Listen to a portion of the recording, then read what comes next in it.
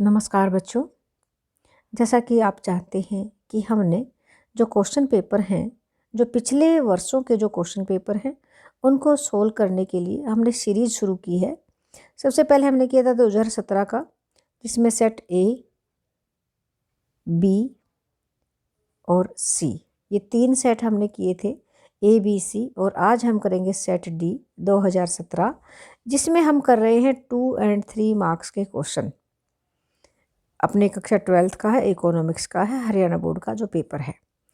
तो बच्चों, हमने जो 3 सेट किए हैं उनका लिंक भी इसमें दे दिया है। सेट डी के जो डिस्क्रिप्शन बॉक्स है उसमें दे देंगे, आप वहाँ से देख सकते हैं। और इसका जो पहला क्वेश्चन है वो इस प्रकार से है। देखो बच्चों, प्रत्येक सेट में हमने 10-10 क्वेश्चन दिए हैं और जो क्वेश्चन दोबारा से रिपीट हो रहा है हमने उसको छोड़ दिया है। तो पहला क्वेश्चन इस प्रकार से है, आर्थिक समस्या के क्या कारण हैं। आर्थिक समस्या यानी कि चुनाव की समस्या। हमें चुनाव करना पड़ता है। क्यों? क्योंकि हमारी आवश्यकताएं असीमित हैं, हमारे साधन सीमित हैं। तो और आवश्यकताओं की तीव्रता में अंतर होता है, इसलिए हमें ये चुनाव करना पड़ता है कि किस आवश्यकता को पहले संतुष्ट करें और किसको बाद में। तो ये जो आर्थिक समस्या है, ये चुनाव की समस्या है। इसके क्या कारण हैं? यहाँ पर आप देखेंगे असीमित आवश्यकताएं। पहला जो कारण है आर्थिक समस्या के उत्पन्न होने का, असीमित आवश्यकताएं। बहुत इंपॉर्टेंट पॉइंट है, असीमित आवश्यकताएं। मनुष्य की आवश्यकताएं असीमित होती हैं। कोई भी मनुष्य अपनी सभी आवश्यकताओं को पूर्ण रूप से संतुष्ट नहीं कर सकता।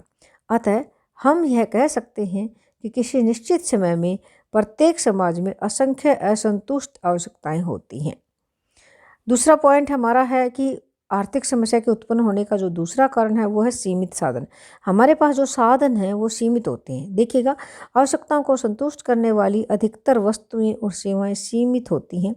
इन पदार्थों को दुर्लभ इसलिए कहा जाता है क्योंकि इनकी मांग इनकी पूर्ति से अधिक होती है, यानी कि इनकी मांग ज़्यादा होती है।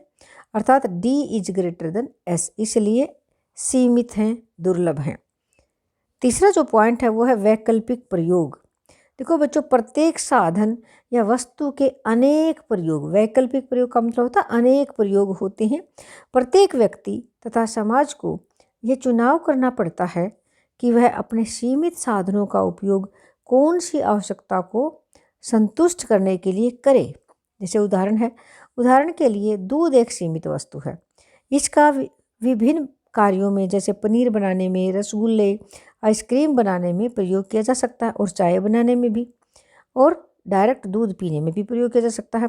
तो ये जो है इसके अनेक प्रयोग हैं, यानी कि वैकल्पिक प्रयोग है। वैकल्पिक का मतलब अल्टरनेट यूज है। तो ये बताया गया कि अनेक प्रयोग हैं, हमारी आवश्यकताएं असीमित हैं, हमारे साधन सीमित हैं। तो देखिएगा, वास्तव में चुनाव की समस्या ही अर्थशास्त्र की मुख्य समस्या है और इसे ही आर्थिक समस्या कहा जाता है। ये क्वेश्चन क्लियर हो गया। नेक्स्ट क्वेश्चन है, घटिया या निम्न कोटि की वस्तुएं क्या होती हैं। घटिया वस्तुएं या निम्न कोटि की वस्तुएं क्या होती हैं?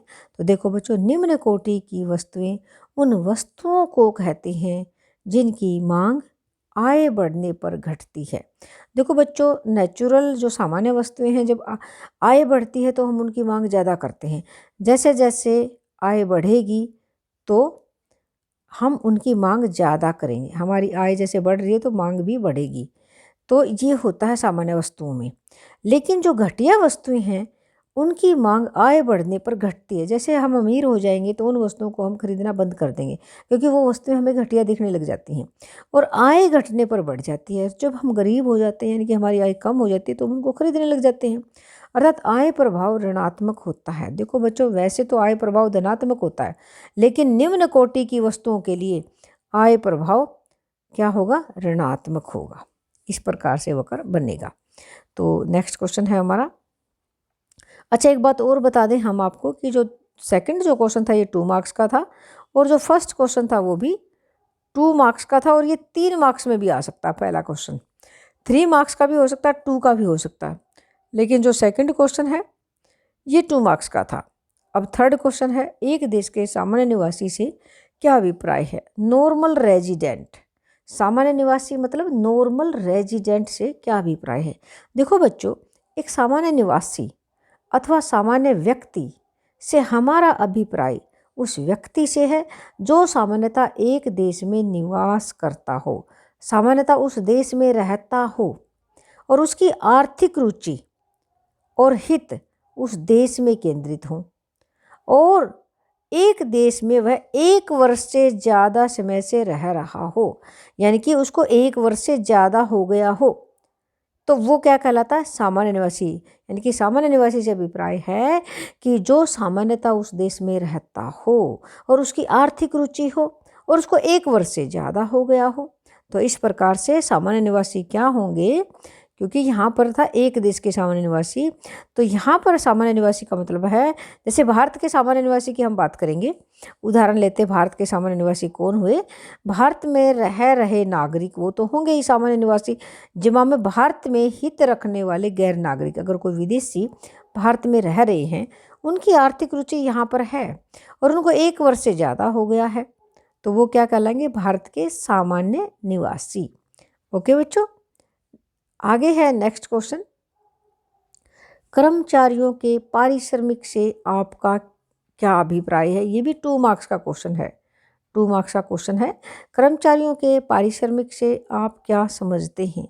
कर्मचारियों का पारिश्रमिक क्या होता है? तो देखो प्यारे बच्चों, कर्मचारियों के पारिश्रमिक से अभिप्राय है उत्पादकों द्वारा अपने कर्मचारियों को नकद और किस्म के रूप में। देखो बच्चों, एक तो वेतन दिया जाता है नकद, जो सैलरी दी जाती है, जैसे मान लीजिए किसी ने 10,000 रुपये सैलरी के दे दिए, उसके अलावा किस्म के रूप में वेतन, किस्म के रूप में वेतन, यानी कि कोई गिफ्ट दे दिया या वैसे किस्म के रूप में बच्चों की कॉपियाँ फ्री में दे दी या फिर जैसे बच्चों की फ़ीस माफ़ करवा दी, तो ये कई चीज़ें इस तरह से होती किस्म के रूप में वेतन और मजदूरी के लिए दिए गए सभी भुगतान। देखो, वेतन तथा मजदूरी के लिए दिए गए सभी भुगतान।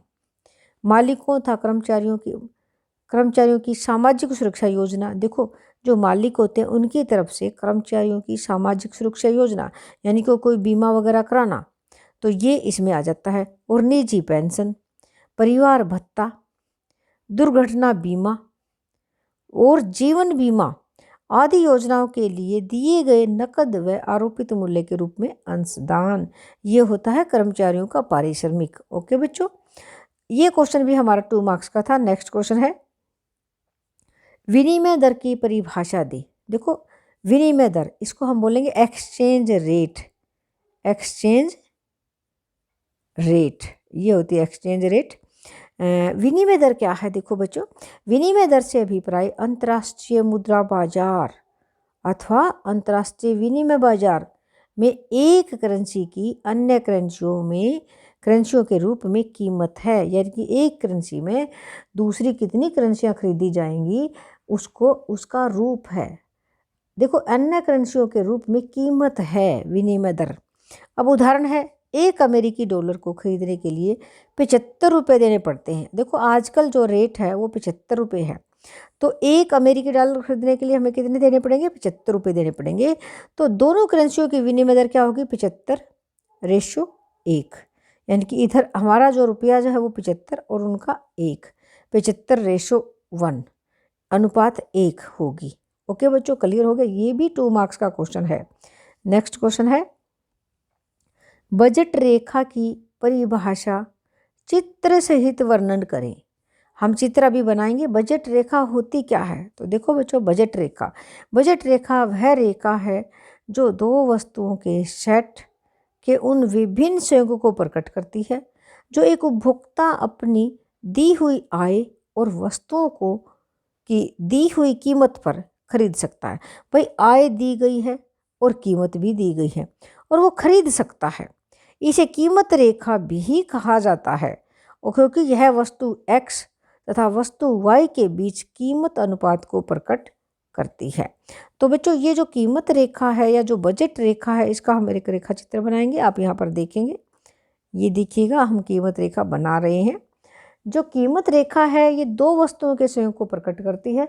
तो यहाँ पर हम लिखेंगे गुड 1, ये गुड 1 है, और यहाँ लिखा जाएगा गुड 2, गुड 2। तो 2 वस्तुओं का संयोग है और जो हमारी बजट रेखा है उसका स्लोप ऐसे होता है, इस तरह से बजट रेखा है ये, और इसका स्लोप इस तरह से है। तो आपने देखा ये है बजट रेखा या बजट लाइन, इसको कीमत रेखा भी कहते हैं। बजट जो रेखा है इसको कीमत रेखा या बजट रेखा भी कहते हैं, कीमत रेखा। तो यहाँ पर ये दो वस्तुओं के इसमें बहुत सारे संयोग होते हैं, जैसे एक संयोग ये है, एक संयोग ये है, ये दो संयोग हो गए, और एक ये हो गया, और एक संयोग ये हो गया, यानी कि बहुत सारे संयोगों को दर्शाती है। ये है बजट रेखा। देखो बच्चों, यह वह रेखा है जो वस्तु एक और वस्तु दो के उन विभिन्न संभव संयोगों को प्रकट करती है जो दिए हुए अपने बजट, देखो बच्चों, वस्तु एक और वस्तु दो, इसके विभिन्न संयोग ए बी सी और डी, इन सब को प्रकट करती है बजट रेखा। देखो, उन सभी को प्रकट करती है जो दिए हुए अपने बजट तथा वस्तु एक और वस्तु की दो की दी गई कीमत पर उपभोक्ता खरीद सकता है। ये है बजट रेखा। आपको क्लियर हो गया? नेक्स्ट क्वेश्चन है, मांग वक्र का ढलान ऋणात्मक क्यों होता है? देखो बच्चों, मांग वक्र, अभी मैं आपको एक बार मांग वक्र पहले बनाकर दिखा देती हूँ। यहीं पर मांग वक्र हम बनाएंगे। ये जो हमारा था उपभोक्ता यानी कि कीमत रेखा थी, बजट रेखा थी, यहीं पर हम जगह बना लेते हैं और आपको मांग वक्र बनाएंगे, दिखाएंगे आपके लिए। देखो बच्चों, मांग वक्र का ढलान, देखो ये होती है मांग वक्र, आप देख रहे हैं, ये है मांग वक्र, ऊपर से नीचे की तरफ आएगी। इसको डिमांड कर्व बोलते हैं, डिमांड कर्व, और इसका ढलान नीचे की तरफ होता है। यहाँ पर वाई है, नीचे की तरफ। देखो बच्चों, यहाँ पर कीमत है और यहाँ पर उत्पादन है, ठीक है। तो ये जो मांग, मतलब कीमत में और मात्रा में, कि डिमांड मांग मात्रा और इधर कीमत है, इसमें विपरीत संबंध होता है, इसलिए इसका ढलान ऋणात्मक होता है। कीमत है और यहाँ मात्रा है, तो बच्चों ये मांग वक्र है। इसका ढलान ऊपर से नीचे की तरफ है, ये नेगेटिव स्लोप है। इसके बारे में हम बात करेंगे इस क्वेश्चन में। देखो क्वेश्चन क्या है कि मांग वक्र का ढलान ऋणात्मक क्यों होता है, यानी कि ऊपर से नीचे की तरफ क्यों झुकाव होता है, क्या कारण है? तो देखो बच्चों, मांग वक्र के ऋणात्मक ढलान या ऊपर से नीचे की ओर झुके होने के मुख्य कारण है, पहला कारण है घटती सीमांत उपयोगिता का नियम। पहला बहुत इंपॉर्टेंट कारण है बच्चों की घटती सीमांत उपयोगिता का नियम। इस नियम के अनुसार जैसे जैसे किसी वस्तु की अधिक इकाइयाँ खरीदी जाती हैं, उनकी सीमांत उपयोगिता कम होती जाती है। उपभोक्ता को अधिकतम संतुष्टि तब प्राप्त हो जाती है या होती है जब वह किसी वस्तु की उपयोगिता कीमत उसके सीमांत उपयोगिता के बराबर हो जाती है, यानी कि उपयोगिता कीमत और सीमांत उपयोगिता के बराबर हो जाती है। नेक्स्ट पॉइंट हमारा है आय प्रभाव। देखो यहाँ क्वेश्चन है कि मांग वक्र का ढलान ऋणात्मक क्यों होता है, क्या कारण है? तो पहला कारण बताया घटती सीमांत उपयोगिता का नियम। घटती सीमांत उपयोगिता का नियम, इसका मतलब क्या था कि इस नियम के अनुसार जैसे जैसे किसी वस्तु की अधिक इकाइयाँ खरीदी जाती है, उनकी सीमांत उपयोगिता कम हो जाती है। अब दूसरा पॉइंट है आय प्रभाव। आय प्रभाव है एक वस्तु की कीमत में परिवर्तन होने के फलस्वरूप खरीदार की वास्तविक आय में परिवर्तन होने के कारण वस्तु की मांगी गई मात्रा में होने वाले परिवर्तन को आय प्रभाव कहा जाता है। देखो बच्चों, यहाँ पर ये क्लियर हो गया है कि कीमत में परिवर्तन होने के फलस्वरूप खरीदार की वास्तविक आय में भी परिवर्तन होता है। देखो, अगर कीमत बढ़ जाती है तो वह उसकी वास्तविक आय कम हो जाएगी, कीमत कम हो जाती तो बढ़ जाती है, तो यहाँ पर इसको आय प्रभाव कहा जाता है। नेक्स्ट जो हमारा पॉइंट है वो इस प्रकार से प्रतिस्थापन प्रभाव। देखो बच्चों, प्रतिस्थापन प्रभाव से अभिप्राय है कि एक वस्तु अपनी स्थानापन्न वस्तु की तुलना में सस्ती हो जाती है तो उसका दूसरी वस्तु के लिए प्रतिस्थापन किया जाता है। उदाहरण के लिए, जब x वस्तु की कीमत कम हो जाती है तो y वस्तु की तुलना में सस्ती हो जाती है। दोबारा से देखेंगे, जब x वस्तु की कीमत कम हो जाती है तो वह y वस्तु की तुलना में सस्ती हो जाती है। जब भाई जिसकी कीमत कम होगी वो तो सस्ती हो जाएगी, इसलिए x वस्तु का y वस्तु के स्थान पर प्रतिस्थापन किया जाता है। चाय तथा कॉफ़ी स्थानापन्न वस्तुएं हैं। चाय की कीमत कम होने पर उसका कॉफ़ी के स्थान पर प्रतिस्थापन किया जाता है। इसे प्रतिस्थापन प्रभाव कहते हैं। नेक्स्ट पॉइंट है बच्चों, उपभोक्ता समूह का आकार। जब किसी वस्तु की कीमत कम हो जाती है तब कई दूसरे उपभोक्ता जो उससे पहले उस वस्तु को नहीं खरीद रहे थे उसे खरीदने लगते हैं। इसके फलस्वरूप वस्तु की मांग बढ़ जाती है। तो प्यारे बच्चों, यहाँ पर नहीं, ये 4 पॉइंट थे। इसके मांग वक्र का ढलान ऋणात्मक क्यों होता है? तो ये 3 मार्क्स का क्वेश्चन है और ये आप 5 मार्क्स में भी हो सकता है, आ सकता है। तो उसको इसी हिसाब से आप तैयार कर लें। ओके बच्चों, नेक्स्ट क्वेश्चन हमारा है, अगला जो क्वेश्चन है ये हमने इसके ना उपभोक्ता समूह का आकार, प्रतिस्थापन प्रभाव यहीं तक किया है। 4th पॉइंट जो हमने नहीं किया, देखो, जब किसी वस्तु की कीमत कम हो जाती है तब दूसरे उपभोक्ता जो पहले उस वस्तु को नहीं खरीद रहे थे उसे खरीदने लगेंगे और इसके फलस्वरूप वस्तु की मांग बढ़ जाती है। ये 4th पॉइंट हमने करा दिया। अब इसके बाद 5th पॉइंट हमारा रहता है विभिन्न उपयोग। देखो बच्चों, जो विभिन्न उपयोग हैं वो क्या हैं? कई वस्तुओं के विभिन्न उपयोग होते हैं। जैसे चने का उपयोग मनुष्य के खाने में, घोड़ों के खाने में किया जाता है। यदि चने की कीमत अधिक होगी तो उसका प्रयोग अधिक महत्वपूर्ण कार्य अर्थात मनुष्य के खाने के लिए ही किया जाएगा। इस प्रकार चने की कुल मांग कम होगी, जबकि चने की कीमत कम होने पर उसका प्रयोग मनुष्यों और घोड़ों दोनों के खाने के लिए किया जाएगा। इस प्रकार चने की कीमत कम होने पर उसकी मांग बढ़ जाएगी। यानी कि विभिन्न उपयोग, यहाँ पर यह है विभिन्न उपयोग। इसका मतलब है कि अगर चीज़ सस्ती होगी, वस्तु सस्ती होगी तो उसके अनेक प्रयोग कर सकते हैं और ज़्यादा उसके ग्राहक पैदा हो सकते हैं। नेक्स्ट क्वेश्चन है,